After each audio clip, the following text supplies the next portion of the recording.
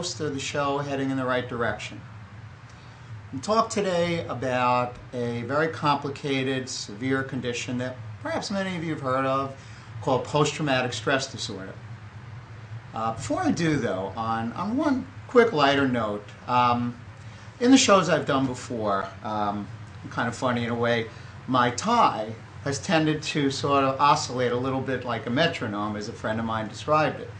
So my dear friend Patty insisted that she get me a tie pin, something I haven't worn probably since 7th grade, if even then. I objected then. So I'm hoping today that my gift from Patty will keep my tie straight. So I just wanted to put that out there, and now to get serious. Post-traumatic stress disorder, or PTSD as it is summarized, that's the acronym.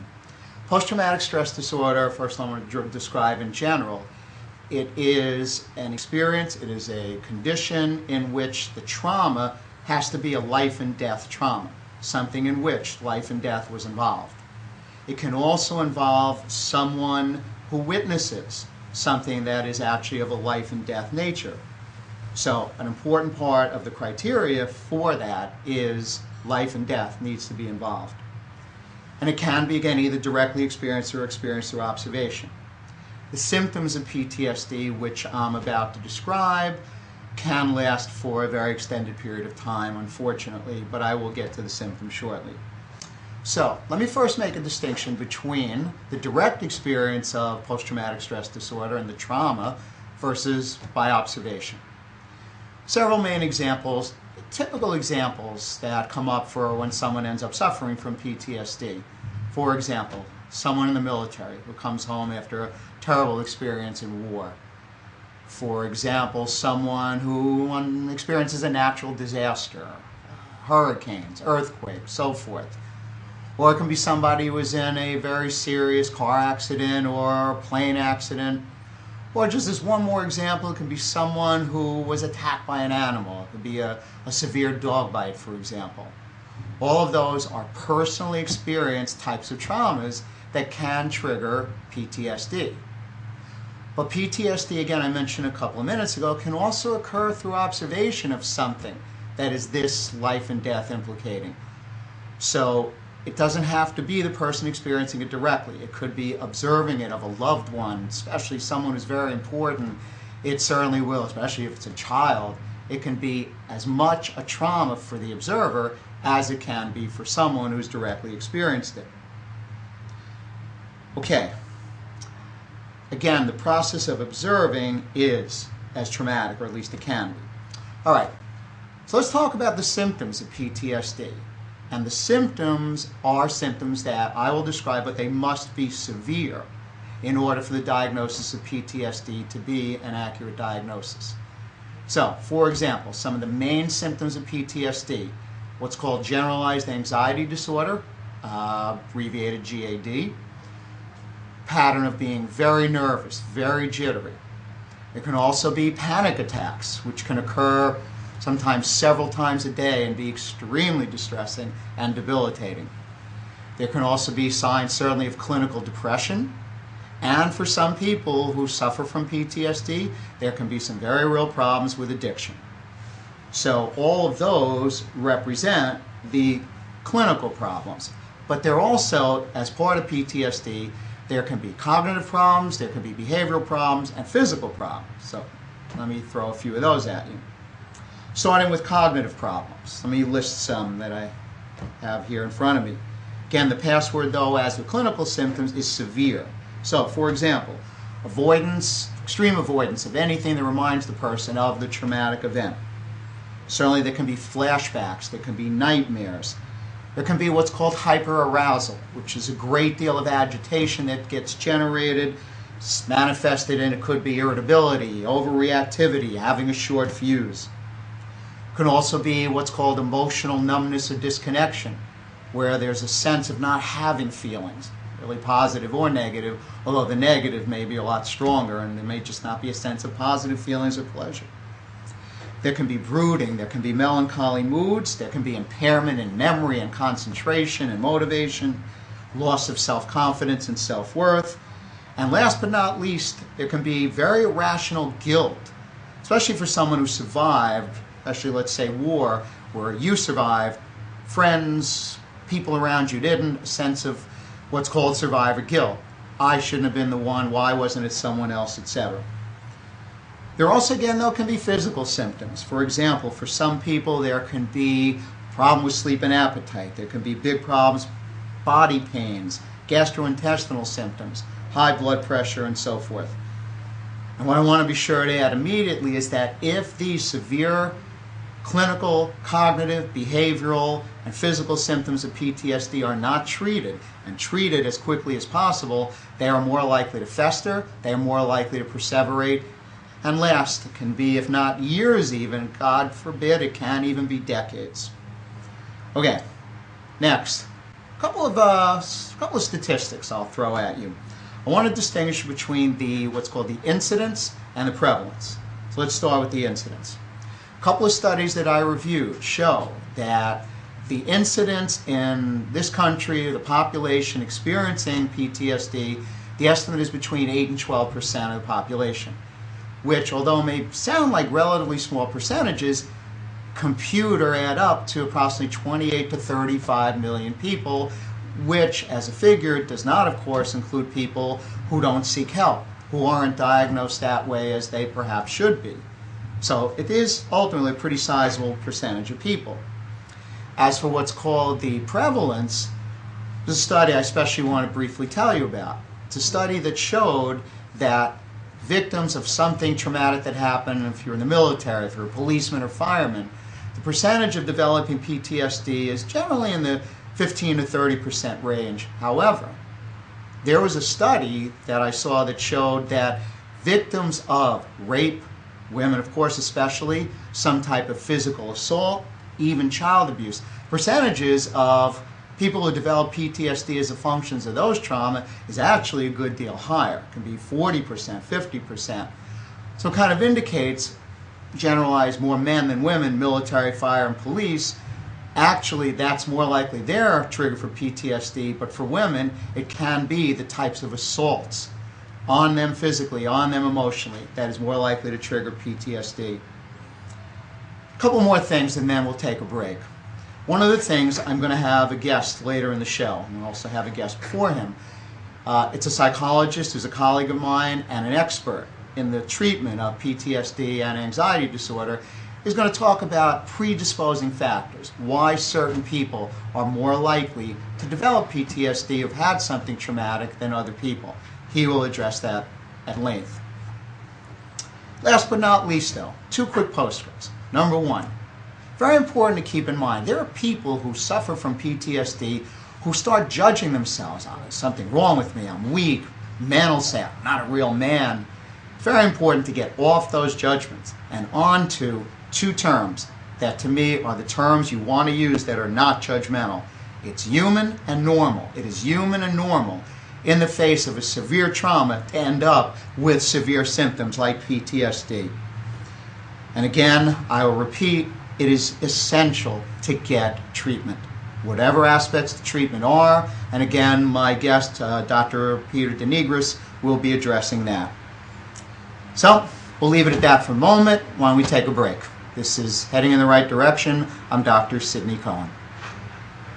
In a world where bankers have lost all interest, where robots and fat cats rule our fortunes, one woman will stand up and strive to do the impossible.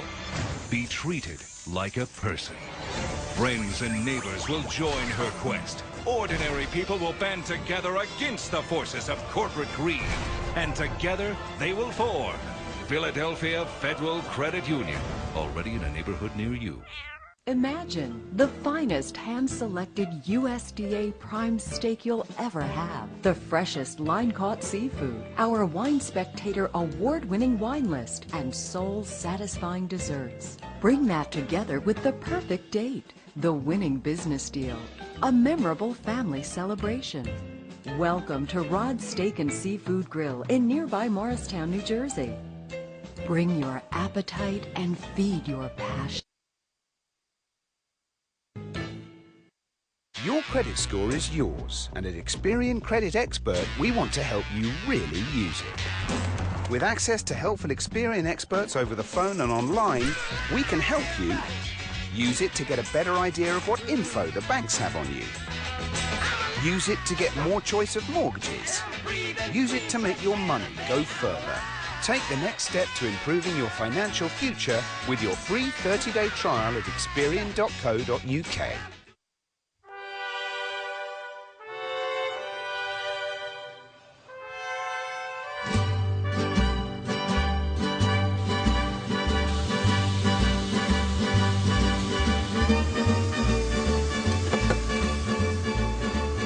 Here at Freppes TEX-MEX, you can definitely taste the freshness in our food. You should definitely come to Freppes because it's a great place. You can bring your family, very kid-friendly. All my servers are amazing, friendly people. Everyone here is just happy to serve, and I think it shows. The thing that sets us apart is the quality and freshness of our food. And I think once you try it, you'd be coming back. I'm Joe DeSario, co-owner of Freppes TEX-MEX in Plainfield, New Jersey.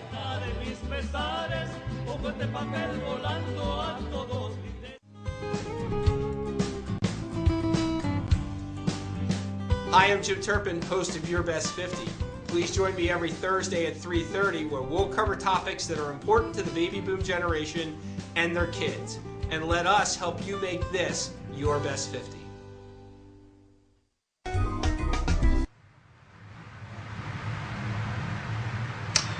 We're back. I'm Dr. Sidney Cohen, and again, this is the show Heading in the Right Direction. We're talking today about post-traumatic stress disorder. The next segment of my show is going to involve my having a guest who I am very grateful agreed to appear today.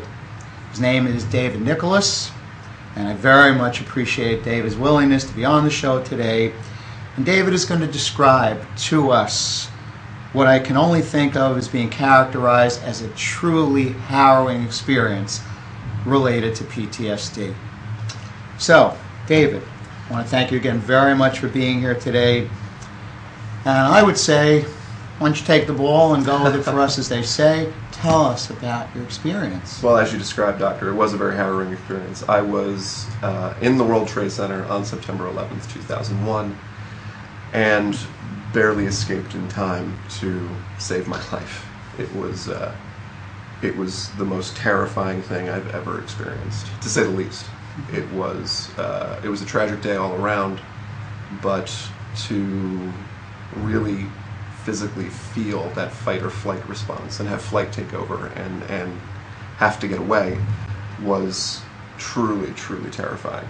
And I still suffer some effects from that today.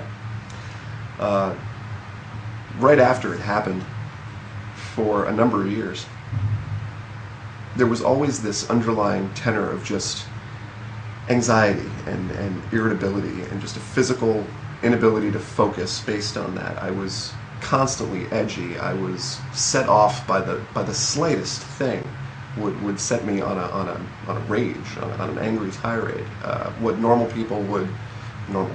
other people would consider to be a minor inconvenience would really set me off and set me in a panic.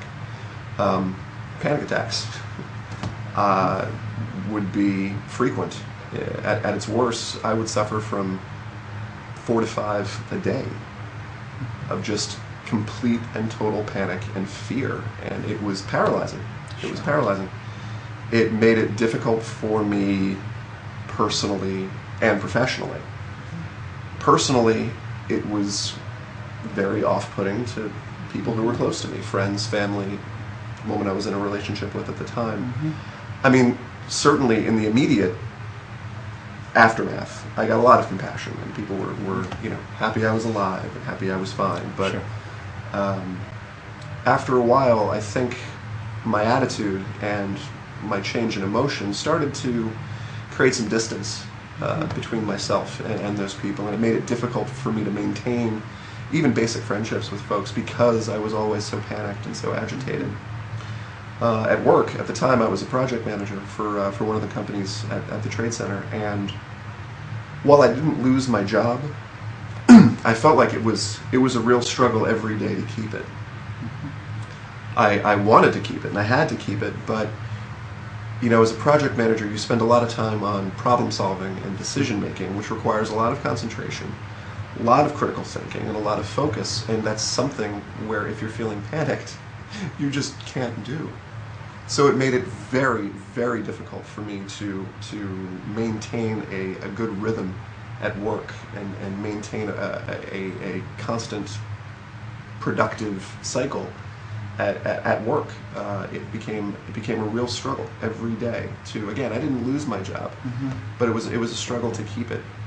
And one emotion that I really kind of surprised me and I didn't expect to feel was guilt. I felt terribly, terribly guilty. After I'd panic, it was this feeling of, why did I survive? And people that I'd stood next to 30 seconds prior to everything happening, why didn't they? Why me and not them? It was a very, very difficult feeling to overcome. And if I may interject on the note of why me, if there are any words that I've heard come up in my work, and I think most of my colleagues, those are the words. Why me? As though something was involved, something out of your control, certainly, something almost cosmic, that made you the one who survived when innumerable number of people around you survived. And that's part of what you're saying. Incredibly difficult. Incredibly, that why me was an undercurrent for everything. Anytime I saw something that would remind me of the event, a low-flying plane, a picture of a tall building on TV, news reports at the worst, it would immediately take me right back to that moment, and the cycle would start all over again. And that why me was an undercurrent for all of it. Why did this happen to me? Why did I survive? Why am I going through this? Sure. I appreciate all the detail you're providing. Again, I brought up the word harrowing right from the start. Very much so. Just as a quick FYI, not really important, but just so the audience has some feel, you were in one of the towers, I'm assuming? Yes, sir. Okay. Yes, sir. To clarify that. Okay. So, before I ask you one more question, I want to be sure to ask you, again, I want to emphasize, as David has expounded upon here and made very explicit, the symptoms are severe. The symptoms can be persistent. By the way, I think I neglected to mention before, the official diagnosis of PTSD is that the symptoms stay severe for an extended period of time, at minimum for a few months. And as was David's experience, we're talking a period of what can be several years. Absolute worst case scenario is the symptoms can last for decades. Maybe not stay as intense over that period of time, and that'll sort of lead to one of the other questions, as I say, I want to be sure to ask David. So, to ask you, this was a period of approximately, you'd estimate, 3 plus maybe 3 or 4 years. Between 3 and 4 years, it was really bad. Okay.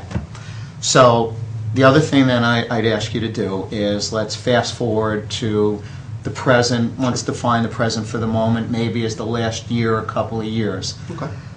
I recognize that you had shared with me you've gotten some treatment certainly and got that pretty early on. Got some treatment, got some medication. Absolutely. So you knew you needed help fast, something I was of course mentioning before, is really makes a difference. So now let's bring it again to more recently. What's it like now? I'm assuming yes, you've overall made good progress, but does anything still come up? Absolutely. Absolutely. I mean, I feel, I'm loath to say better, but I'm more in control of my emotions, and I'm more in control of the feelings and that sort of thing. And that took, for the first 3 years, some extensive counseling. I've tried different medications, and that really did help. And I do, like I said, I do feel more in control. But every once in a while, there's still a bad dream. There's still a reminder and a reaction.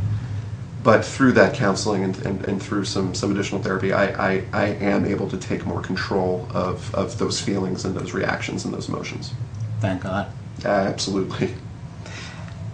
And just to piggyback for 1 minute on how a flashback, for example, or a sudden rebuilding quickly, almost into a panic, I'm imagining, for example, there of course are shows of reliving sorry, to 9/11. Absolutely. And I imagine if you ever see one of those shows, boy, I've got to watch out on cable TV when the movies that are about it and the documentaries that are about it show up.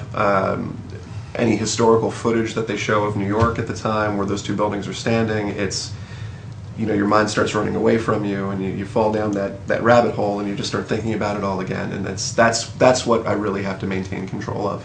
absolutely. So a lot of it is, relatively speaking, gone in the sense of more control, but certainly not forgotten and Certainly not totally gone. Certainly not. Okay.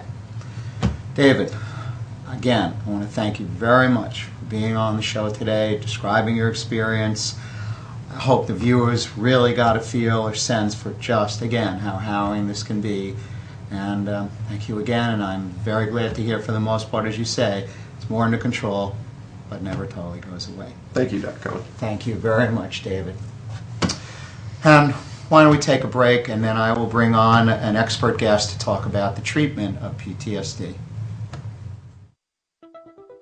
Here, we have an attractive orange and a distinguished apple. The two similar, but opposites. Theory, a wingman is needed. Or perhaps, a wing lemon. A friend to the orange and an acquaintance to the apple, the lemon brings the two opposites together. See, with a little fresh thinking, the universe can be surprisingly smooth.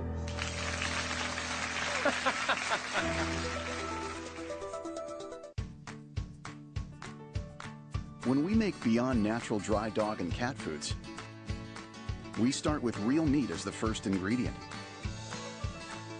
We leave out corn, wheat, and soy. And we own where our dry food is made. 100%. Can other brands say all that? For nutrition you can trust and your pet will enjoy. Does your food go beyond? Learn more at purinabeyond.com. Fitzpatrick's.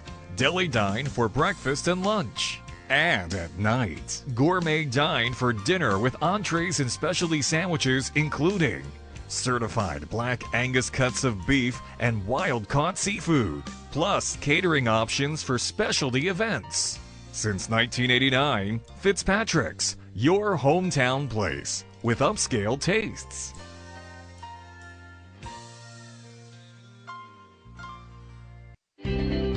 Apple Ridge is about freedom. Apple Ridge is about community. Apple Ridge is about home. Apple Ridge, everything you want, more than you expect. Welcome to your new neighborhood. Apple Ridge Senior Living. Enjoy a maintenance-free, affordable luxury lifestyle today. Visit appleridgeseniorliving.com and find out more about the Apple Ridge experience.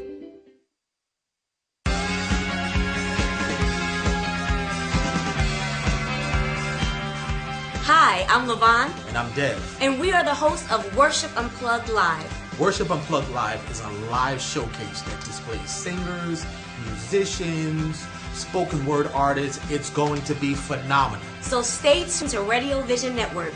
We can't wait to have you join us. See you soon.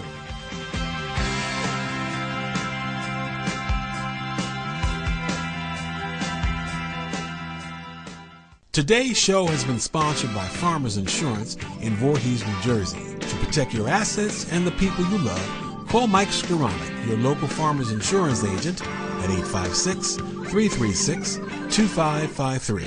We are farmers. Bum, ba-dum, bum, bum, bum, bum. We're back. I'm Dr. Sidney Cohen, and again, this is the show Heading in the Right Direction. Subject today is post-traumatic stress disorder. I just had a guest on, David Nicholas, who's described in detail his experience, his rather traumatic and trying experience with PTSD. I'd like to now introduce my second guest today. My second guest today is a psychologist who is a specialist in treatment of PTSD and anxiety disorder. Because his practice is up in North Jersey, we couldn't arrange to have him come down today, but he will be doing an interview that I will be able to have him on. And let me introduce him first. His name is Dr. Peter DeNigris. Again, he's up in Somerdale. Let me list some of his credentials. Dr. DeNigris received his PhD in psychology from the Graduate School of Applied and Professional Psychology at Rutgers. He currently holds positions as both clinical practitioner and managing partner at the Somerville Psychology Group up in Somerdale, New Jersey. And again, as I mentioned, he specializes in the treatment of PTSD and anxiety disorders. And I'm very glad, I'm very gracious, very appreciative, and a lot of gratitude that he's agreed to be interviewed on my show today. So, hello, Dr. DeNigris. Good afternoon, Dr. Cohen. Hi. Again, thank you very much for being on the show today. Thank you for having me. Great. You and I had talked, of course, before the show, and we agreed there'd be a couple of specific questions that I believe my viewers would very much welcome you discussing and answering. So, why don't I go right to the first one? If you can tell us, Dr. DeNigris, what types of factors could affect a person's desire to seek treatment for PTSD, and that can ultimately affect the outcome of that treatment? Well, there are several factors. The first could be their prior experiences with therapy, their own individual unique personality traits, any pre-existing conditions or comorbidity, the number of prior traumatic events that the person has experienced, also their perception of therapy, whether they view it as associated with any type of stigma or as a sign of weakness. Many people believe that they should be able to deal with the event without professional assistance. Mm-hmm. And then at other times, many people are just simply overwhelmed by the new responsibilities and demands that they must now address or attend to, depending upon the nature of the trauma and its after effects. Thank you for that. I'm going to go right on to the next question then. If you could tell us, Dr. DeNigris, what are some interventions that a therapist or counselor can offer someone suffering from PTSD during the course of their treatment? Well, in a general sense, really the most important thing is that the therapist establish a very sound therapeutic rapport with the person, whereby they can provide comfort, they can provide reassurance, they can praise the person for seeking treatment to begin with. They can create an environment where the person is encouraged just to share his or her account of what happened, without interruption, without judgment. The therapist can then validate that person's experience with supportive phrases. They can explore the worst aspects of the traumatic event, from that person's eyes, and then begin to explore his or her thoughts and feelings at the time of the trauma, and then also of any subsequent changes that have occurred. And I think it's important that a therapist be attuned to any feelings of guilt or denial, blame, particularly self-blame, and also just general mistrust. And then from there are a few more areas that, in general, a therapist can explore with a person. In particular, their past coping attempts and how they generally cope with difficult situations. It's important to assess for substance abuse. Many people do turn to that at times to help cope with trauma. And then it's important to identify what are the person's strengths, what are their resources, and to look at it from truly a multi-systemic perspective that may involve extended family members or relatives, friends, schools, churches, any community organizations that the person may be involved in and where they can draw additional support from. And then it's, of course, important to always consider the person's cultural background and what influence that may have on the therapeutic process. Thank you for that, Dr. DeNigris. Before I go to the last question, there were three things I just want to really, I think, reinforce and emphasize from all you just said as much as anything. One is that if someone goes into counseling and therapy, that as crucial a variable as any is the nature of the relationship between the patient and the therapist. That the better that rapport, the more there is a deep connection, that by itself can be a very important variable. Second thing you mentioned I want to reinforce is to tap into a patient's strengths. We're not just focusing in treatment on what's wrong with you, what you've done bad. The strengths, the resources that you have can be extremely helpful coping mechanisms to tackle the condition and gradually gain some control, as David had alluded to.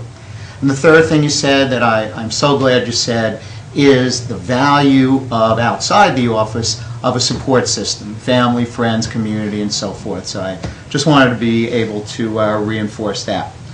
So I have one more question for you, and this will do it. You were alluding indirectly to specific treatment modalities. If you could tell us some specific treatment modalities that you certainly recommend in the treatment of PTSD. Sure. The research has shown that the first line of treatment for PTSD can either be therapy by itself or a combination of therapy and medication. And I'll just touch briefly upon the medication aspect. If a person decides to pursue that, it would be important that he or she see a psychiatrist. The medications are typically for symptom management. In particular, there could be anti-anxiety medications that are used sometimes more in the short term than in the long term. But then at times there's also antidepressants that can be prescribed. Both Zoloft and Paxil are FDA approved for PTSD treatment. But generally, medications that belong to the SSRI class of drugs are recommended. And in addition to the medication piece, of course, the therapy is very essential. And that includes more or less about four different components. The first one would be what's known as psychoeducation, where the therapist provides education about the symptoms of PTSD, what the recommended treatment approach is. They can explain the rationale of the theory behind the treatment approach. And it's important during this time that they normalize the person's reaction, that this is a natural reaction to an abnormal event.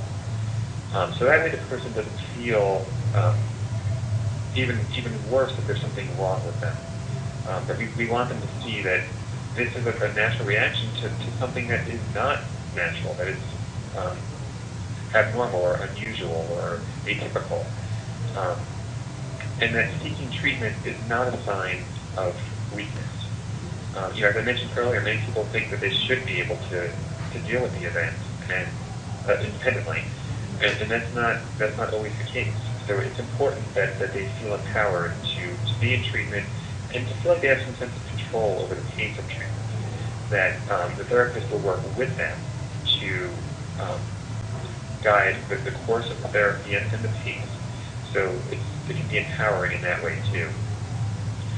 Once they get into some of the specific interventions, a decent amount of time can be spent focusing on managing anxiety, learning coping strategies, going through relaxation training. Depending upon the nature of the trauma, sometimes assertiveness training is important. And then we can focus more on some cognitive strategies. The approach that I'm describing basically falls in line with the cognitive behavioral methodology. So in terms of some cognitive strategies, really the gold standard has been cognitive restructuring. And that's identifying and challenging the person's thoughts about the situation. And being able to replace them with thoughts that are more balanced and giving them a more realistic, rational perspective on their current status right now. From there, from the moving on to the cognitive piece, typically treatment for PTSD also involves what's known as exposure therapy. And that can include two parts. The first part can be what's known as imaginal exposure, where the person and the therapist work together to disrupt his or her pre-existing or pre-established association between the thoughts of the traumatic event and then the subsequent feelings of anxiety and distress. Once a person feels as if she or he has mastery over that, they can move into more in vivo exposure, which allows the person to confront the feared situation, which she or he may have been avoiding, in order to counteract the fear and then reappraise the threat that has developed since the trauma. Many times, the exposure therapy involves creating a fear and avoidance hierarchy, where the items on the lower end of that hierarchy are generally less anxiety-provoking, and the person feels better equipped to address those first, and then gradually move up the hierarchy to more challenging situations. And then, overall, during the exposure period, it's important that the person utilizes the previously learned strategies that I mentioned, whether it be the relaxation strategies, the anxiety management techniques, and then the cognitive restructuring. And that's, generally it's a very brief overview of the course of treatment of PTSD. Thank you very much for summing those up, Dr. DeNigris. I'm getting a signal. We have about 1 minute left. I would just like to add one other, generally I think it's described kind of an alternative approach to PTSD that is not necessarily cognitive behavioral oriented, which certainly is the standard approach, exposure treatment. Two real quick I just want to mention, generally under the heading of called energy approaches, one of which is abbreviated EMDR, eye movement desensitization and reprocessing, which is an approach that involves more focusing on the traumatic event in a nonverbal way, in which there is an attempt through, it's a little bit of an unusual approach. There's a use of oscillating movement, hand gestures, connected to recalling, to some degree like an exposure approach. But again, it's a bit alternative in that there's a more physical aspect to it. And then there's a variation on that called thought field therapy, which is oriented more to tapping, and it's a tapping of what's called meridian points. Some of you may be familiar with acupuncture. Certainly does not involve needles or anything of the sort, but it is sort of parallel, and it is another technique occasionally used under the heading of alternative approaches. So I'm going to wrap up. Dr. DeNigris, thank you so much for being on the show. I very much appreciate it. I'm sure that my audience does too. Thank you. My pleasure. Thank you. Great. So I'm going to wrap it up. Again, I'm Dr. Sidney Cohen. I can be emailed in at the Radio Vision Network, www.radiovision.com. I also have my own website, which is www.sidneyjcohenphd.com. If you want to send something there, get more of an idea of my own work. And that's pretty much it. So thank you very much for tuning in, and this is heading in the right direction. And we're signing off.